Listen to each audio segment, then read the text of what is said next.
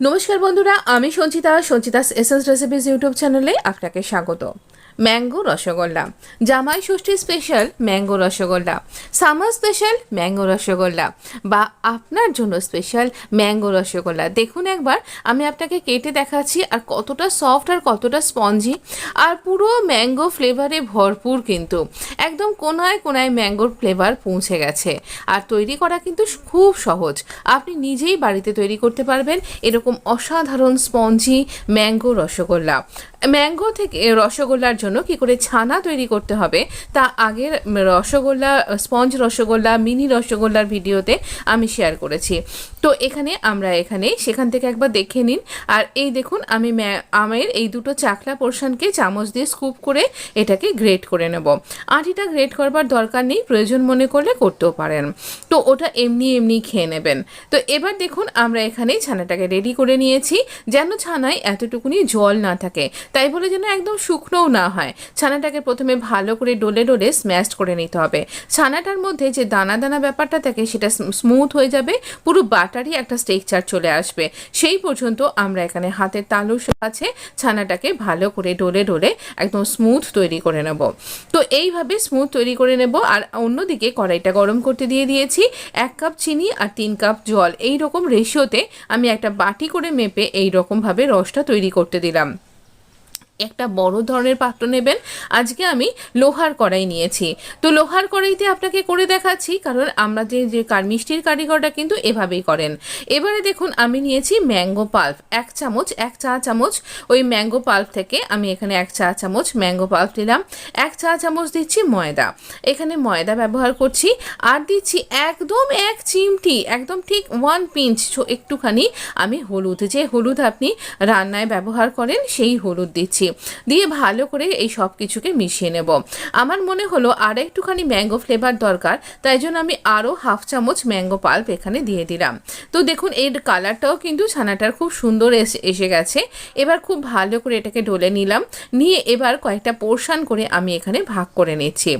রসগোল্লার গোল্লাগুলো বানাতে হবে, তো তাই যতখানি বড় আপনি চাইছেন, আমি এখানে মিডিয়াম সাইজ বানিয়েছি বা বড়ও বলতে পারেন, সেই রকমভাবে আমি এখানে গোল্লাগুলোকে তৈরি করে নিয়েছি। এবারে আমরা এগুলোকে এইরকমভাবে স্মুথ তৈরি করে নেব। এই গোল্লাগুলোর গায়ে যেন একটুও ক্র্যাক না থাকে, সেটা একদম কনফার্ম হতে হবে, না হলে কিন্তু রসের মধ্যে পড়ে গিয়ে এটা একেবারে সন্দেশ হয়ে যাবে, পুরো ছানাকেটা ছেড়ে যেতে পারে।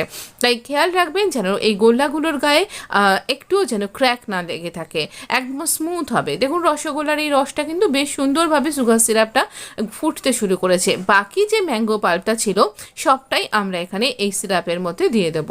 দেবার পর শুধু দিলেই হবে না, এখানে পাল্পটা দলা দলা পাকিয়ে রয়েছে, এটাকে ভালো করে একটা উইক্সারের সাহায্যে ভালো করে এখানে হ্যান্ড উইক্স যেগুলো হয় সেগুলোর সাহায্যে এইভাবে মিশিয়ে নিলাম। আপনি কাঁটা চামচও এটা বড় দেখে ব্যবহার করতে পারেন। দেখুন, কালারটাই বলে দিচ্ছে এর মধ্যে ম্যাঙ্গো স্মুথভাবে মিশে গেছে। কিন্তু এবার এই ম্যাঙ্গো ফ্লেভার্ড এই সুগার সিরাপের মধ্যেই আমরা দিয়ে দেবো এই রসগোল্লার গোল্লাগুলোকে। এই রকম ফুটন্তর মধ্যে আমরা এই পাকানো গোল্লাগুলোকে, ছানার বলগুলোকে একটা 1 বাই 1 দেবো, সব কটাকে একসাথে দেব না, তাহলে টেম্পারেচারটা ফল করে যাবে এবং ছানাগুলো ছেড়ে যেতে পারে বলগুলো। একটা দেবেন, যদি না ছাড়লেও দেখলেন ঠিকঠাক আছে, এইভাবে দিতে থাকবেন। এইভাবে হাই ফ্লেমে এইটুকুনি ফাঁক রেখে 10 মিনিট এটা কিন্তু হবে। 10 মিনিট পরে, না এখনও তৈরি হয়নি, একটা সুন্দর নরম স্প্যাচুলা দিয়ে হালকা করে হাতে এগুলোকে একটুখানি এপিটোপিট উল্টে পাল্টে দিন। আবারও 10 মিনিট এইরকম ফাঁক রেখে এটাকে মিডিয়াম ফ্লেমে হতে দিন। এইবার কিন্তু আমাদের রসগোল্লা একদম রেডি হয়ে গেছে। এবার এটাকে আরও 10-15 মিনিট বা পুরো ফ্যান চালিয়ে বা এমনি নর্মাল টেম্পারেচারে আসার জন্য ওয়েট করুন। এবার আমরা এটাকে সার্ভ করছি, যদিও এখনও যথেষ্ট গরম আছে, মানে খাওয়ার উপযুক্ত গরম মানে এখনও অবধি হয়নি, এখনও কিন্তু প্রচণ্ড গরম, হাত দিলে বেশ গরম লাগবে। তো এখানে যখন রসগোল্লা যে পাত্রে তুলবেন, অনেকের প্রবলেম হয় রসগোল্লা চুপসে যায় পাত্রে তোলার পর, তো যখন যে পাত্রে তুলবেন সেখানে একটু রস শুদ্ধ তুলবেন, তাহলে আর সেটা চুপসে যাবে না। তো এবার এই রসটা দিয়ে কি করবেন আমি পরের কোনো একটা ভিডিওতে শেয়ার করে দেবো কি করবেন। তো আমাদের রসগোল্লা কিন্তু রেডি, আমি আপনাকে সার্ভ করে দিয়েছি। আর অবশ্যই খেতে ভীষণ ইয়ামি হয়েছিল। আপনি যদি আমার কোনো একটা রেসিপিও ফলো করেছেন, তাহলে বিশ্বাস করে করে এই রেসিপিটা ফলো করুন, কিন্তু সত্যি বলছি ভীষণ ভালো লাগবে। যদি ভিডিওটা ভালো লেগেছে, এতক্ষণ পর্যন্ত দেখেছেন, তাহলে পরে অবশ্য করে লাইক, শেয়ার, সাবস্ক্রাইব এবং শেষে একটা সুন্দর কমেন্ট করে দিতে ভুলবেন না। এই গরমে একটা ম্যাঙ্গো রসগোল্লা আপনাকে খাওয়াতে ভীষণ ইচ্ছা করছে। দেখুন এইভাবে তো দিতে পারবো না, তাই যেভাবে দেওয়া যায় সেভাবেই আপনাকে খাওয়াচ্ছি। আপনি অবশ্যই টেস্ট করুন আর বলুন কেমন হয়েছে। দেখুন কি জুসি হয়েছে না, কতটা স্পঞ্জি, পুরো জালগুলো দেখা যাচ্ছে। ভালো থাকবেন, সুস্থ থাকবেন। আপনার সাথে দেখা হবে খুব তাড়াতাড়ি নেক্সট এপিসোডে। ধন্যবাদ বন্ধু।